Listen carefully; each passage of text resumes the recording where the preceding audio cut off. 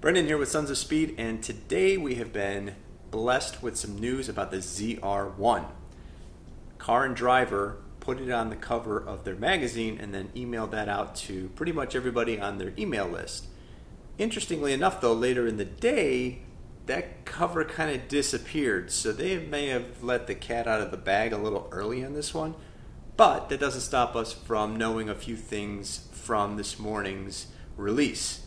Some awesome things about the new 2019 ZR1.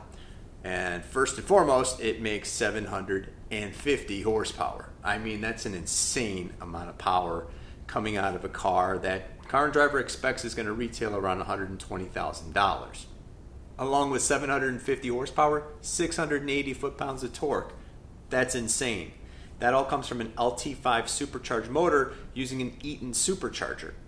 The article claims sub 3 second 0 to 60 times, sub 11 second quarter mile times, and a top speed over 210 miles per hour.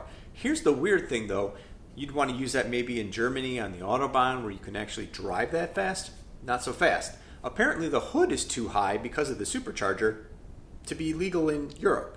So you can't even own one of these in Europe. That makes absolutely no sense, especially given all the testing we saw at the Nürburgring.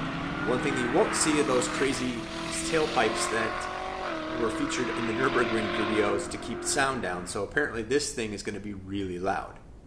There are going to be several aero options. A smaller wing is going to be standard, and then there's going to be the ZTK option, which is shown here with the bigger wing that has 10 degrees of adjustability, contributing to up to 500 pounds of downforce at speed. And one of the coolest features about this car, apparently it shoots flames out of the exhaust. Unbelievable. The bodywork is said to be about a half-inch wider in front than the Z06. It's available with a 7-speed manual or an 8-speed automatic transmission.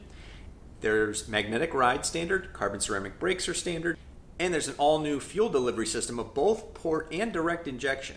Now, making 750 horsepower out of a small block V8 engine is going to create a lot of heat.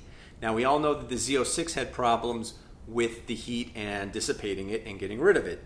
The ZL1, which used the Z06 motor, had 11 heat exchangers. Well, the ZR1 is going to use 4 more heat exchangers than the Z06 to keep things cool, and there's a lot more room up front in the aero to let air into the engine compartment.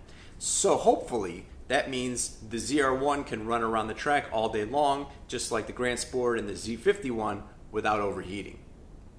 Now, the bigger supercharger, the bigger wheels, the more aero, and the larger fascia is all adding a little bit of weight, about 140 pounds more than a Z06.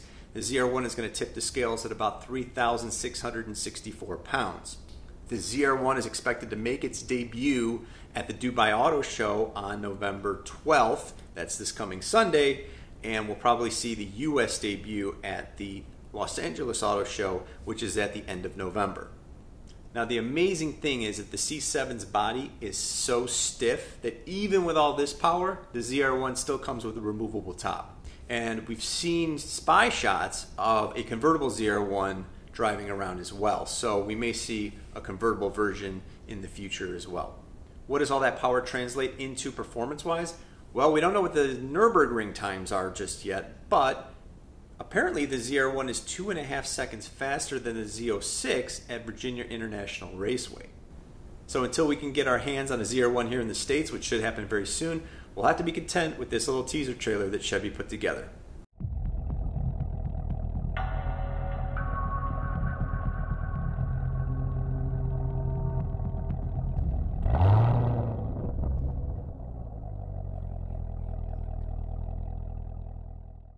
This has been Brendan with Sons of Speed. Thanks for watching.